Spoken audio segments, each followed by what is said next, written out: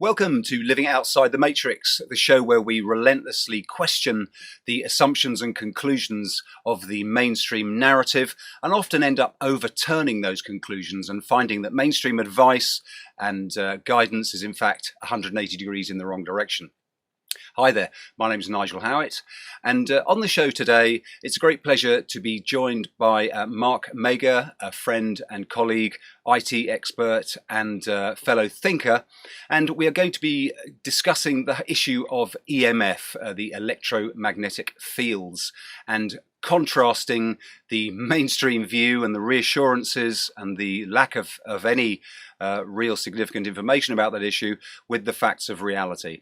Mark, thank you so much for taking the time to join us today and welcome to the show. Thank you. It's nice to be here. Thanks for having me.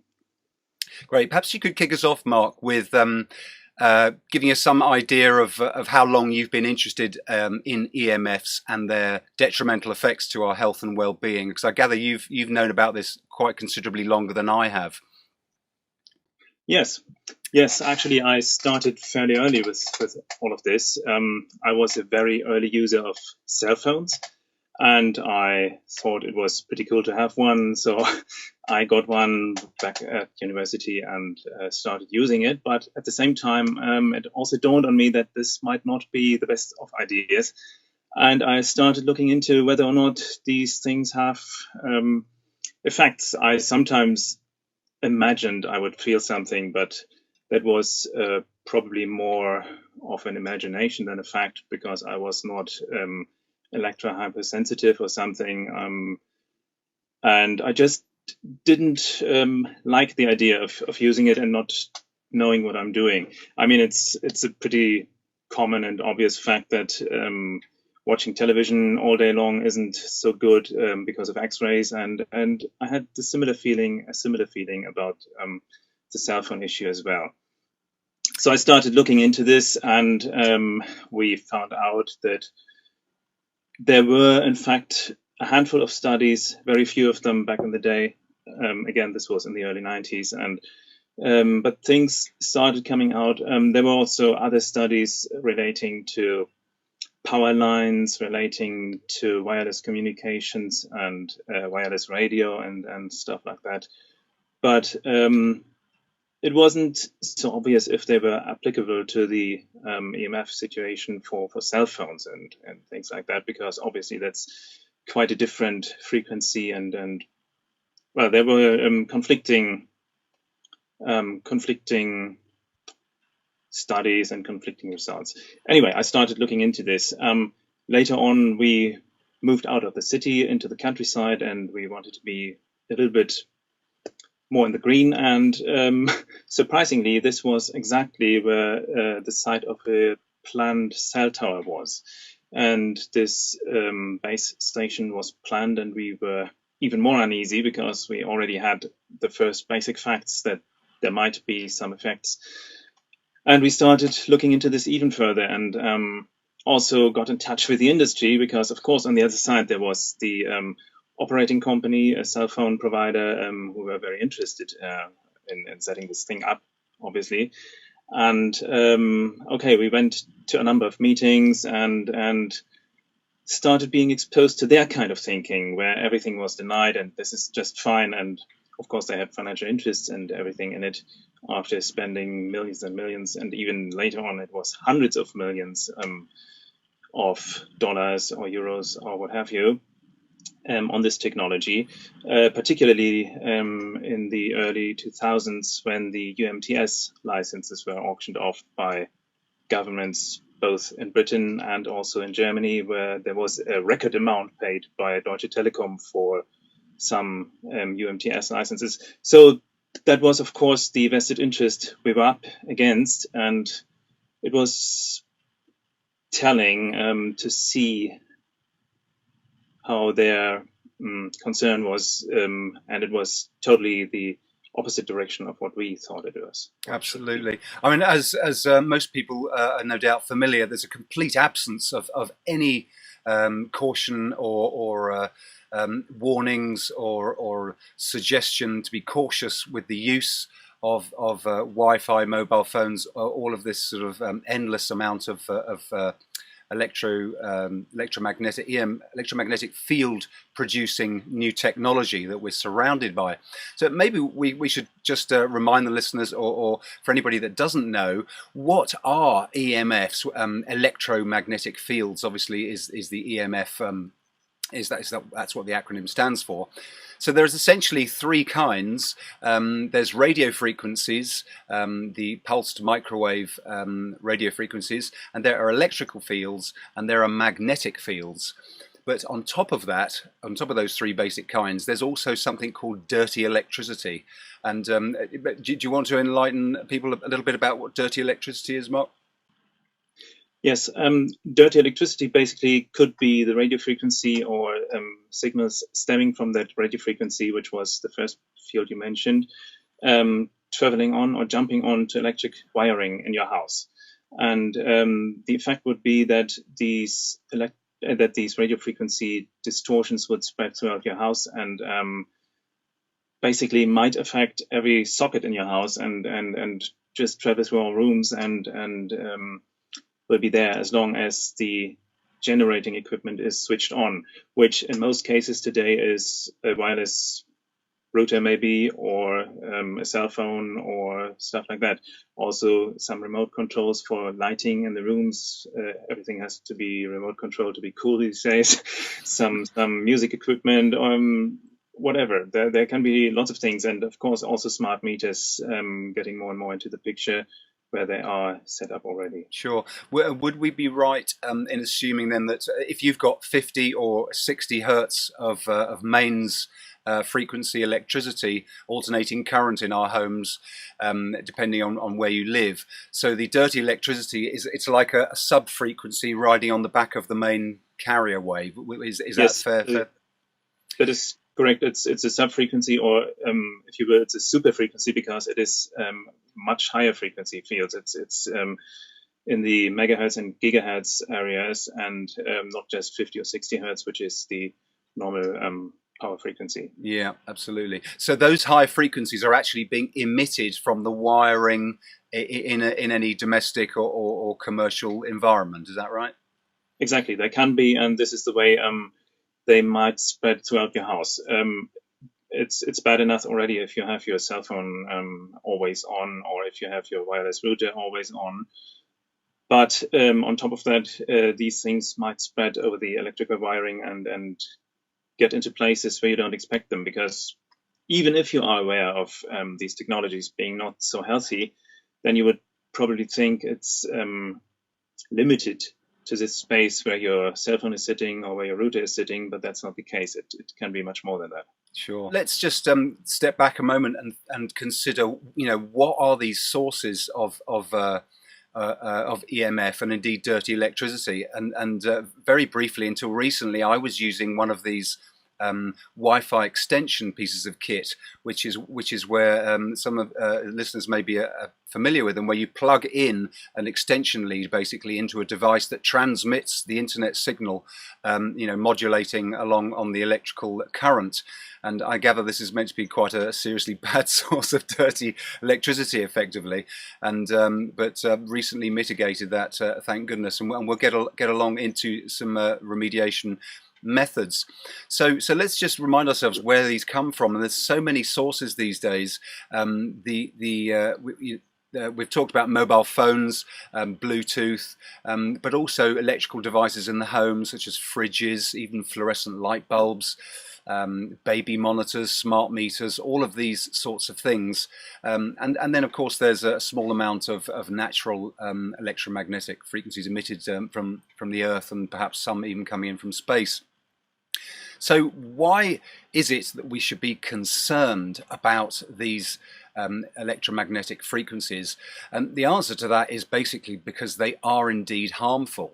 And the mainstream view is that the effects are not harmful because if you hold a mobile phone up to your head, for example, there's the thermal effects. There are thermal and non-thermal effects, and the thermal effects are the ones that they do as the name suggests. They effectively cause the atoms of things to vibrate more and to warm up. but it's become clear, the evidence is overwhelming, that of course it's not the thermal effects that are actually to be concerned about. It is more the non-thermal effects. Yes, the reason why we should be concerned is the wide array of devices emitting these signals and these radio frequencies. That's absolutely correct, as you said. And the main problem indeed is that it has become customary that only the thermal effects are looked into. That is probably not even a coincidence, because this is done on purpose. Governments have for 40 years had a policy of only accepting the thermal effects and saying, okay, there are some values we have to make sure that this is not more than this and that, and then there is no thermal effect. Okay, that might even be true, but as we are not only dealing with thermal effects but also with the non-thermal ones, that is not even half of the picture. Maybe it's like in today's world, it's maybe 1% of the picture, I'd say, and the rest is the non-thermal effects, and they make up those 99% because of the widespread use of all of these devices. You already mentioned routers, mobile phones, and which is almost worse, baby monitors. Yes, indeed, because they are placed next to a child and transmitting all the time, all through the night, at a time when the child should be recuperating. Or okay, in the case of a baby, it's of course sleeping not only during the night but also during the day. But again, this is when the baby monitor is active, and usually it is active all the time because people do not even unplug it, because most of them don't even know that it's not a good idea to have them. Sure. I mean, maybe it's worth saying also, I mean, of course, people know the thermal effects, microwave ovens, that's the obvious example of the thermal effect. But so what are these non-thermal effects? Well, it's, of course, we should just mention again that these electrically hypersensitive individuals who have been referred to as like canaries, if you like, the canary in the coal mine, that signals the danger. And I believe it's around about 1% of the population are electrically hypersensitive. So it's the non-thermal effects that have been highlighted relatively recently as the main cause of concern, particularly with the work of Dr. Martin Pall, P-A-L-L. Strongly recommend that you Google his name and check out his research. So Dr. Pall, back in 2012, collated many studies, and I believe there are dozens, if not up to 100 or so, in the order of 100 studies that speak of the harmful effects of these harmful non-thermal effects. And he basically sifted through all of the literature and published a paper describing these voltage-gated calcium channels in each of the cells of our body, and the mechanism by which these channels are opened by electromagnetic fields, with a cascading sequence, if you like, of negative effects. So there are all sorts of negative effects. I mean, to cut a long story short, there is massive evidence from people who suffer from various conditions, the electrically hypersensitive just being one, of all sorts of conditions where we're exposed to extra high doses of electromagnetic fields. But let's just take a moment or two. I'll be as brief as I can, just to walk you through the theory behind Paul's research. And it's essentially that the electromagnetic fields, pulsed microwave radiation particularly, causes these voltage-gated calcium channels, or VGCCs, in our body cells to open. Now they're quite normal, and we all need calcium to enter into our cells, but it's usually in very minute quantities as a signaling molecule.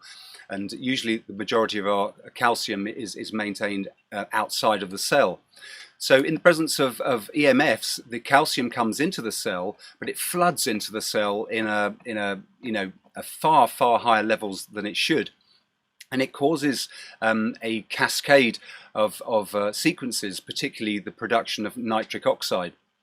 Nitric oxide is a beneficial a free radical, if you like, and it also, the nitric oxide combines with superoxide to form peroxynitrite, which is a particularly damaging free radical, highly implicated in accelerated aging. And it's the free radical damage that is the knock-on effect, the downstream effect of this calcium coming into the cells that shouldn't come in such higher doses, that the free radical damage causes DNA damage. It causes damage to the mitochondria, and it causes damage to the DNA in the cell nuclei. So this is really the mechanism that is ignored in the mainstream thinking. So it has also been said that this is likely not the whole picture, because there's an awful lot to this subject. I'm sure you can add into this, Mark. The electrical fields and the harm of just being in low frequency electrical fields has a whole load of other different effects. But the effects can be ever so far ranging, from headaches and nausea through to infertility, through to atrial fibrillation, the flutter and irregular heartbeats, anxiety and depression. Because the number of the cells in the body that have the highest number of these VGCCs are in the brain and the heart, and I believe in the retina also. So there are a whole load of health effects that have been associated with EMFs. Did you say that you experienced any ill effects directly, Mark? No, I didn't. I just didn't, and I was still curious to find out what the effects are, because even if you don't feel them, they're still there. And not being electrohypersensitive is, of course, a blessing on one hand. On the other hand, you do not have a warning, and you do not feel that you probably do something harmful. That's an advantage an electrohypersensitive person would have over me, that they immediately feel when something is wrong. Yeah, another effect is the coagulation of blood cells. That's been documented quite a lot on the EMF Solutions website.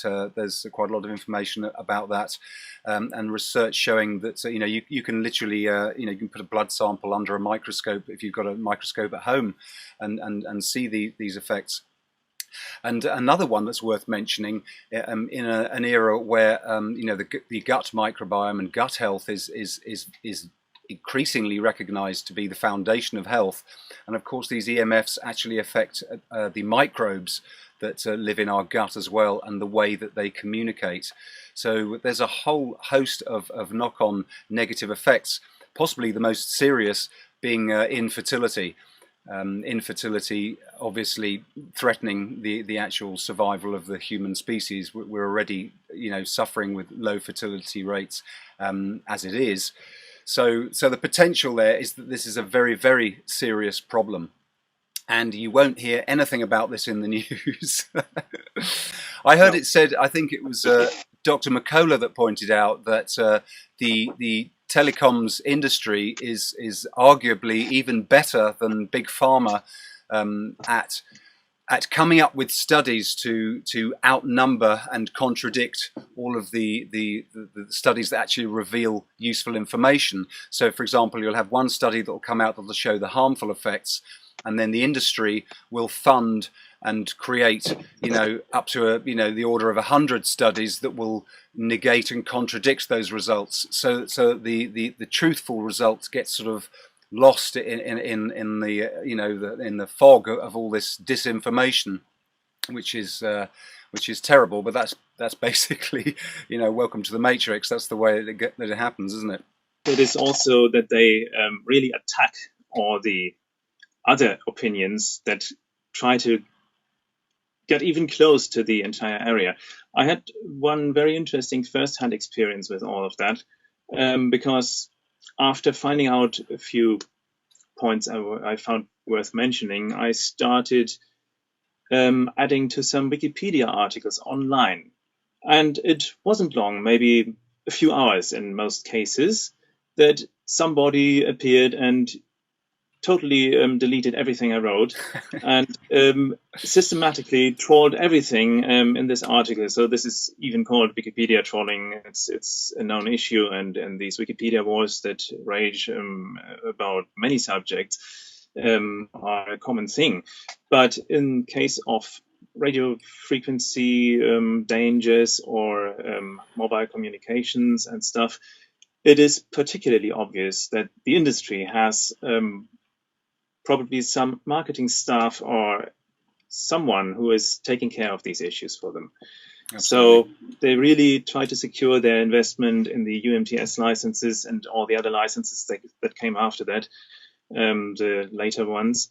And they do it with very, by very dirty means, I'd say. Yeah, it was very interesting to see how this is all working. And it's also telling about Wikipedia in general, because what I saw there firsthand surely also applies to other subjects and all these things that must be controlled for some reason. Sure. I mean, there's a huge financial interest, isn't there, in the whole industry in not rocking the boat, if you like, and not challenging. It's a multi-billion dollar or pound industry. So indeed, one of the main problems, of course, with EMF and all of this pulsed microwave radiation is that you can't hear it, you can't see it, you can't touch it, you can't smell it. There's no way to detect it. So to all intents and purposes, it doesn't exist.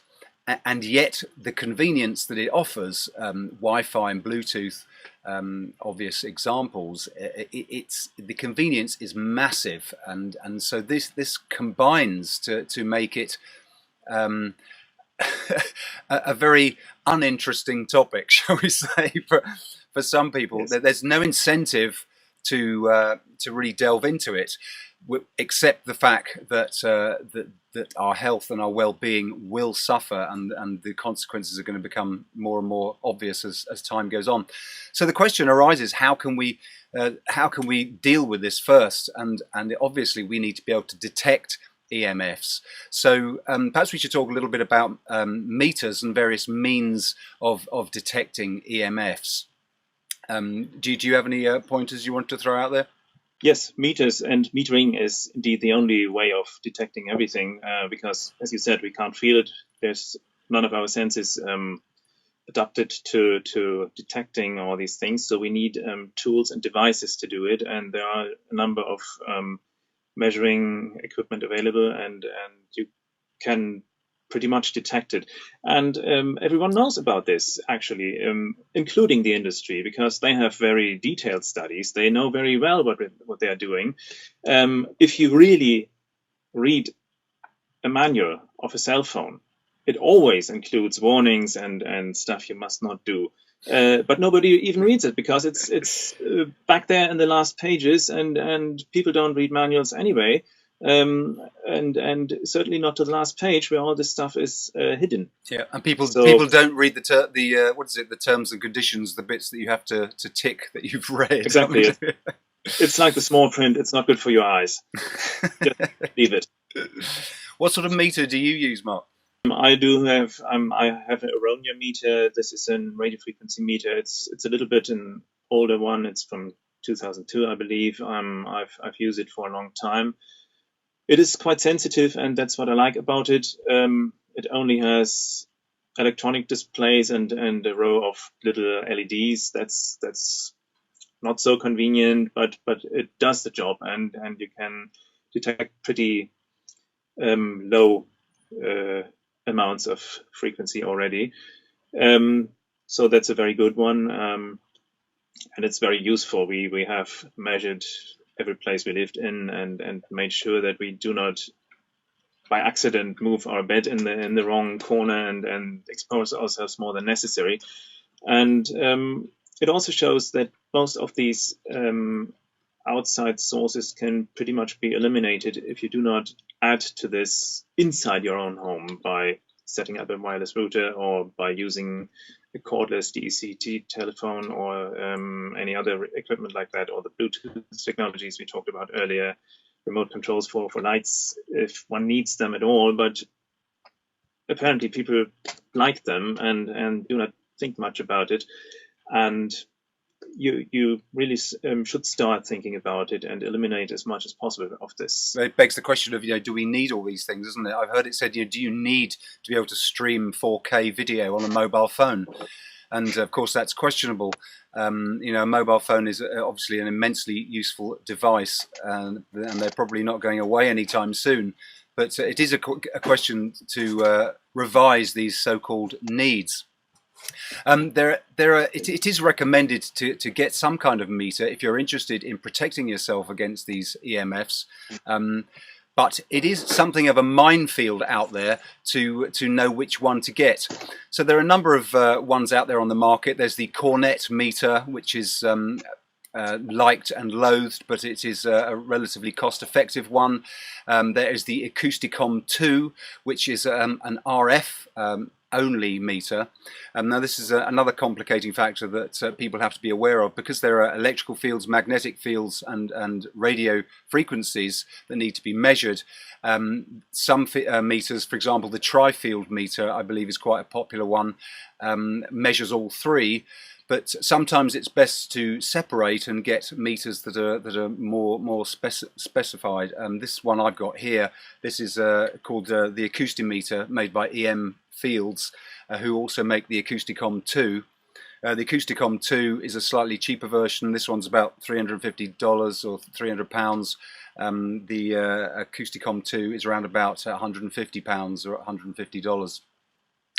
There are also other meters that simply just detect, of course, the electrical and the magnetic fields. So a little bit of research is essential there, and I shall leave some links in the show notes below so that you can, if you're interested, you can delve into this. So getting a meter, if you're interested in protecting your health, is a really recommended first step. But then, of course, we move on to the all-important issue of what is the practical stuff that we can do about it. And surprisingly, there's an enormous amount that we can do, isn't there, Mark? I've heard it said that around about 90% of our exposure, possibly even higher, 95%, is within the home. And if you have a Wi-Fi router in your home, it's the equivalent of having a cell phone tower in terms of the amount of pulsed microwave radiation that you're exposing yourself and your family to. So, what sort of remediation things would you advise people to do, Mark? As we said, the measuring and metering equipment is one important part. And it shows you where the problem areas might be in your house, and that gives you a general picture of what else you can and should do if you want to get rid of this stuff. Absolutely. The next step would be to eliminate these sources of EMFs one by one and step by step, and turn off as much as you can of this. Or if you absolutely believe you cannot be without a wireless router, then you just turn it on over the day and turn it off at night. That would also go a long way of reducing the exposure you are in. I think probably avoidance and reduction of the exposure is a really, really important one, isn't there? So with a view to sort of letting listeners know, what sort of devices should we remove, I think top of the list is possibly microwave ovens. If anyone's still got one of those in their house, I would recommend removing it. Although for many reasons, because on top of the EMF, it's also the food that degenerates when you expose it to microwaves and kind of cook it this way, which is not even cooking. Yeah, absolutely, sort of irritating things till they heat up. Although I have heard it said that the evidence that it causes a harmful effect in the food is debatable, but nevertheless, apparently the leakage from a microwave can extend up to 100 feet. From the device, so it's much higher exposure than you'd get from using a cell phone. So it's well worth getting rid of the microwave oven. I think apparently convection steam ovens do just as good a job at heating things up quickly. So then we would probably move on to these newfangled electric induction cooker hobs, which are apparently very, very bad at emitting various fields. It's obviously not pulsed microwave. Next on the list would probably be to seriously reduce your mobile phone use. Now, this is obviously going to be quite challenging for a lot of people, but texting more than phoning is an obvious start. Using airplane mode and indeed keeping the thing switched off for periods of time. And if we use texts, of course, you can collect texts when you switch your device on or when you turn it off airplane mode. So this is another good way of seriously restricting your exposure, because some people may not be aware that the phone is chatting to the nearest tower every few seconds anyway, and you can detect this when you have a meter. You can actually hear and see these periodic pulses. So that's a particularly good one. Minimize the use of our mobile phones. I think the cordless phones as well are very, very harmful. The old, before mobile phones were really as popular as they are, the idea to walk around your house with one of those cordless devices, that they're seriously detrimental as well. I had one which was earlier than the DECT standard. It was an analogous one, which isn't much better, because when it's in use, then it emits very heavily and maybe even more effectively than DECT. But the difference to DECT powered cordless phones is that the DECT phones usually transmit all the time, even when they are in the charging cradle, even if they're hung up, even if they're not in use, they transmit 24/7. Right. And that is the major problem with them. So my old one didn't do that, but as soon as you started using it, then you would expose yourself. And I got rid of this or used the base station, which was turned off because it's not DECT and would only have been turned on when I used the cordless receiver, which I started eliminating as much as I could. And now I just have a very simple, basic telephone. It's just a landline. It rings. I have a receiver. I can use it. I hang it up. It's just connected to the 40 volts from the telephone network. That's it. Landlines do seem to be going out of fashion. There are a number of companies that are offering employees in offices. They're just sort of handing out mobile phones because it's apparently more cost effective. But all of these things have to be resisted, really, if we're interested in preserving our health and well-being. We always have a choice of either using these devices or not using them. And if you're interested in your health, you should at least think about what you're doing. And once you get the information, I guess many people might be interested in avoiding as much as possible of it. Trouble is, most people are not informed, and it is a little hard. And sometimes, as we mentioned earlier, it is deliberately made hard and difficult to find these pieces of information. But once you do, you still can make up your mind and you know what you're talking about. We're not advocating not using the internet here, and we're not advocating, we're not suggesting that technology is bad. I love technology. I'm a great user of technology. But we just have to have our heads screwed on and think rationally about what we're doing and check what the harmful effects are. I would also recommend using them selectively and using the ones you need. Like right now, we use Skype. Okay, that's a fine thing. It's a good thing that we have it. And I even have to admit I'm using it wirelessly at the moment, but I'm keeping away a little bit from my camera, so it should be a little bit better. These are also some of the remediation measures you can take, that you do not touch and you do not hold your mobile phone in your hands, because then you're connected already and do not have a safe distance to it, which, by the way, is also mentioned in those manuals we mentioned earlier. It is all in the back of the small print, and you would find it very at the bottom of everything. If we have these technologies, we should use them selectively, and if we are using something wirelessly, okay, use it. Turn it off when you're done. After finishing this call, I will sure turn this thing off, and then it's a few minutes of usage. Okay, it's not ideal, but it should be manageable. With the mobile phone use, of course, always using, or whenever practical, using speakerphone is a good idea, because the user manual, as you alluded to, even recommends that you don't hold the thing against your head. I think they offer some arbitrary 10 millimeter distance or something like that. But you're supposed to not even touch it. But then again, you can ask what use is a touch screen then, and how do you swipe it? You have to touch it for that, and that's already violating the instructions or the instruction manual. Sorry. Yeah, absolutely. I mean, I do use a mobile phone, but I do use it minimally, and possibly for just a few minutes each day, and that's about all.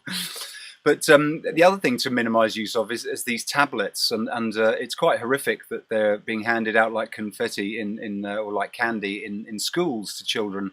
Wireless iPads and such. These not only emitting the RF fields, but they're also emitting electrical fields when you actually, the children hold them in their hands and sometimes in their laps. So I would caution any parents, who have children with iPad use. This is worth bearing in mind. And we spoke of Bluetooth devices. There's all sorts of useful, music transmitting Bluetooth devices and earpieces and all this. Very, very worth thinking carefully before we go out and purchase any of these kinds of things. Baby monitors we talked about. Smart meters is another one. I think it's worth resisting the desire of our energy companies to put in our homes these smart meters, which are basically for their convenience and not yours. They'll only compromise your health. Even Xboxes and gaming controllers, it's worth trying to use wired gaming controller things. My sons like to play with these devices, and they can be used on a wire, as opposed to the Bluetooth or Wi-Fi options.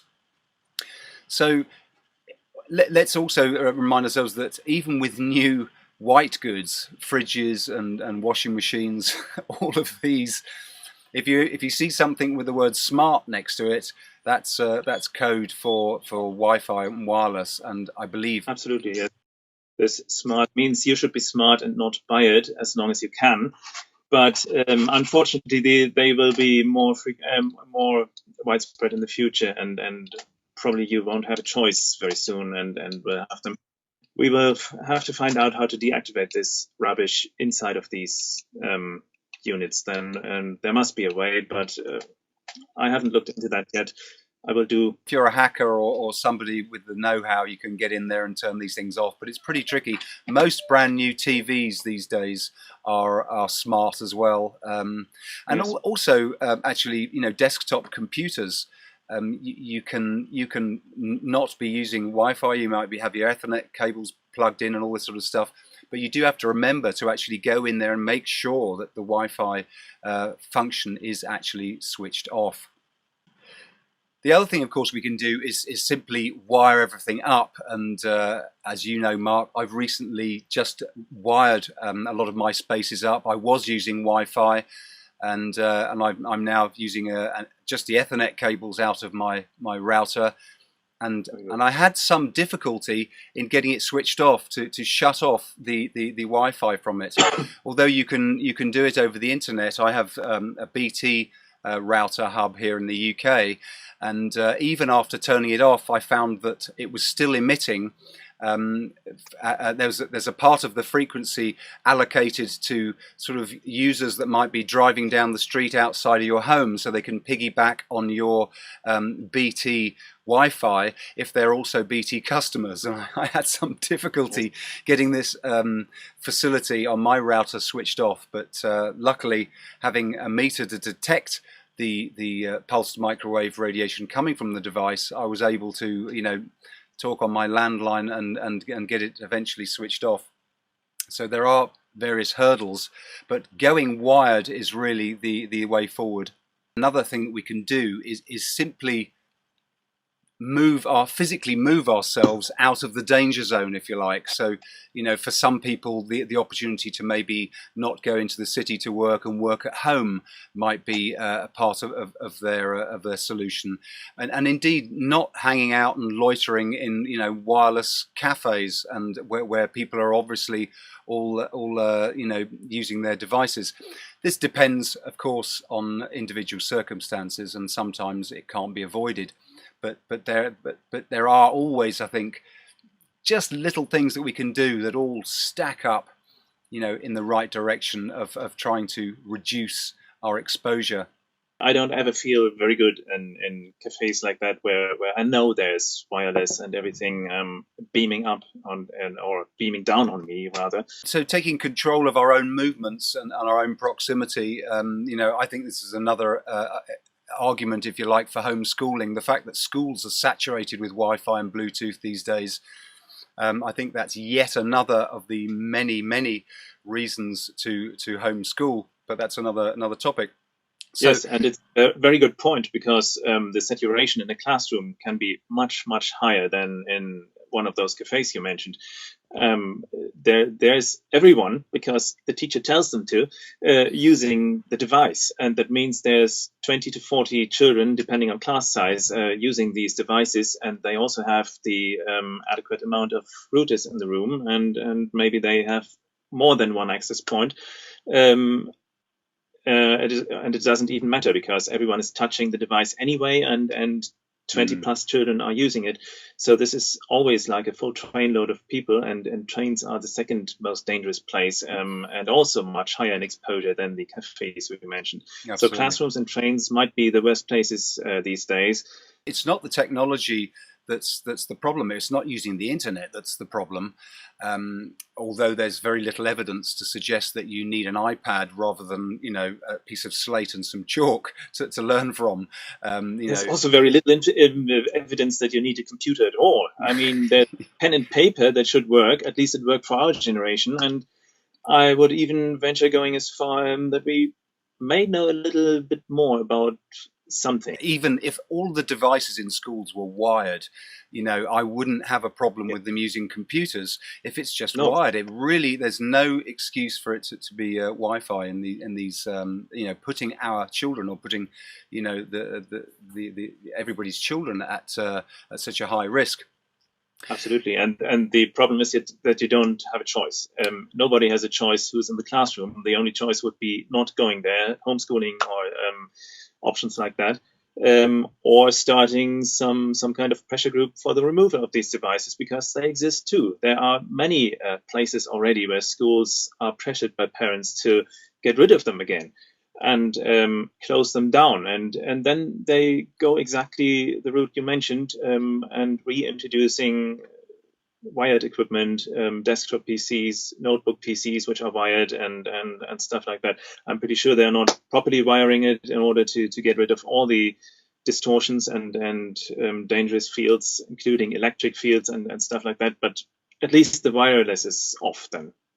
So just to recap a little bit, I'd strongly recommend anyone who's interested getting a meter. That's obviously something you can do. Looking into getting a meter, maybe a couple of them. Obviously, there's a little bit of cost to be borne, but there are affordable meters around about £150 or dollars, and also there are numerous products on the market that are emerging, such as EMF-proof sleeping bags, and like the old mosquito nets. You can get electrically conductive material with silver thread in it to create a remediation environment within a net. It depends on where you live. If you live in an apartment or a block of flats, of course, you have the problem of people above and below you with their Wi-Fi and all their EMF emitting devices. There are ways to remediate against this. Things like using a layer of foil and earthing it out. That can keep out microwave radiation, just the presence of the foil. And I believe that some of the electrical fields can be mitigated against by earthing that layer of foil. But the options available, they are really a wide range of options. It can start from very simple things like chicken wire. That's usually enough for up to fourth generation communications. With the fifth generation communications, it would be more and more difficult because of the wavelength, and you would need very tight networks and very small holes and stuff like that, or maybe a massive shield or something in order to shield this off. But so far, up to the 6 or 4 point something megahertz field, it's not a problem using chicken wire if you properly ground it and do this. There's also a lot of other materials available, including paint. You can paint on your walls, which have this silver ingredient in it, and then you have to ground the entire wall, which you painted after you painted it. So there are several methods available to do this. You always have to make sure that you do it properly, though, because you can also make things worse. If you shield something on one side and you let the radiation in on the other, then you would probably even increase the radio frequency exposure, and that's not what you want. So that requires more than just a whimsy idea. You just have to do it thoroughly and plan it properly and check what you're doing. Yeah, perhaps we'll delve into that in a subsequent conversation, because it's quite a big topic in itself. But I would suggest to people that it is well worth, if you do nothing else in your home, working on your sleeping area to do some sort of EMF protection within the sleeping area. Yes, but again, this also has to be done properly, because if you're only grounding yourself and you are still exposed to multiple sources, then you would even increase the electric flow through your body, because it's so nicely grounded, and then you are acting like kind of an antenna yourself, and that's obviously not a good idea.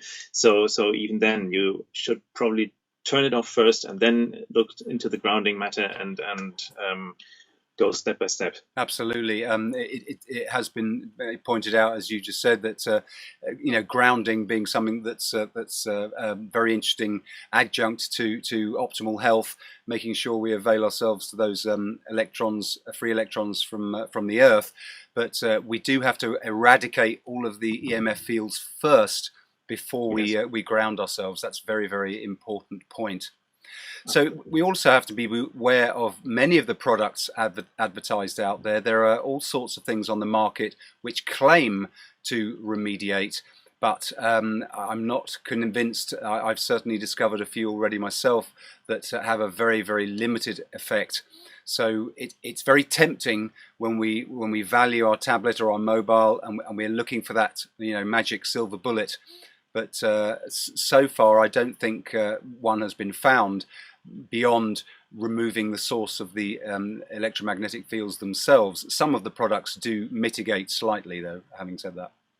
Of course, another massive thing that we can do is spread the word. It's to join in the conversation. It's to talk to our friends and neighbours about this topic. I mean, it's a big topic. There's a hell of a lot of confusion about it, and it does take some time to get your head around. These three different types. It's also a very easy way to become very unpopular in your neighbourhood and among your friends. But it's still worth talking about it, absolutely. And I think things will change because there is an increasing awareness, and people are starting to hear about other studies coming out. For example, the United Nations themselves even have now recognized electromagnetic fields as a carcinogen, and they are classing and reclassing it all the time a little up.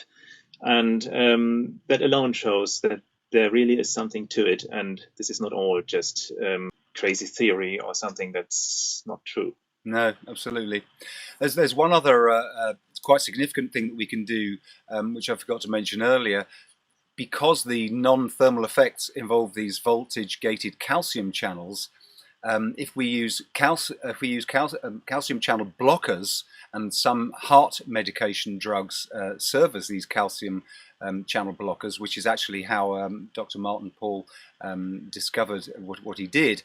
But It's interesting to note that magnesium threonate is a very good calcium channel blocker, so it's highly recommended to supplement with some form of magnesium. There are many different kinds of magnesium you can supplement with. I use magnesium malate as well as threonate. There are all sorts of others. It's well worth looking into that. But if we supplement with magnesium, that goes a long way to actually mitigating the damage caused by the EMFs and the voltage-gated calcium channels that I talked about earlier. There's one other significant way of mitigating against the effect, and that is with the release, doing a periodic exercise created by Dr. Zach Bush, and this involves doing a brief high-intensity exercise that lasts about 3 minutes, which releases cellular nitric oxide. So this can go a long way to mitigating the cumulative effects of being exposed to EMFs and Wi-Fi and cell phone use. So there'll be a link to that below. It's very, very easy exercise to perform, and it has a myriad of health benefits anyway, one of which is to mitigate against the effects of EMFs. Maybe in closing, you just should always try to get rid of the confusion around the entire subject, and that is maybe an easy way to do this is to remember what you said initially, that there are 3 different kinds of sources. Magnetic is the first, electric fields is the second, and then there is the radio frequency area. And on top of this is the so-called dirty electricity, which is not really a 4th one, but it's rather connected to the 3rd one. So we can stay with 3 major areas of attention. And the dirty electricity only is some sort of addition to the radio frequency problem. This is one thought, and the next would be to remember that it's always best to eliminate as many of these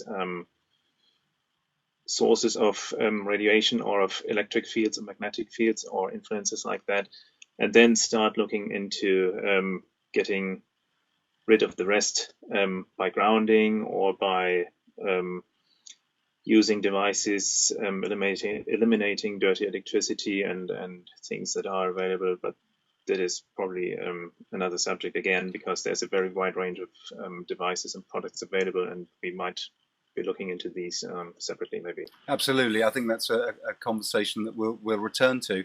But in the meantime, I think it's really important for us all to remember that out there on the 6 o'clock news, in the newspapers, on the radio, you won't hear anything about this. It's one of those subjects that is ignored and contradicted. So we've really got to put our thinking caps on here, ladies and gentlemen. We've really got to remember to question everything that we hear in this mainstream narrative, and it's not a question of just sort of blindly going to the alternative media and picking something up and accepting that as your truth. It really does require us to get active and think these things through, because although EMFs is a subject that is perhaps one of the trickier ones to pick through, it's an essential process that I think is worth habitualizing, to routinely ask ourselves questions. Is that really true? That's apparently alleged to be safe, but is it? And if we recognize the financial interests behind it as well, we can see that we're not going to get the truth from the mainstream media. We're not going to get accurate guidance from people and a whole industry that's got a vested interest in just papering over any of this information.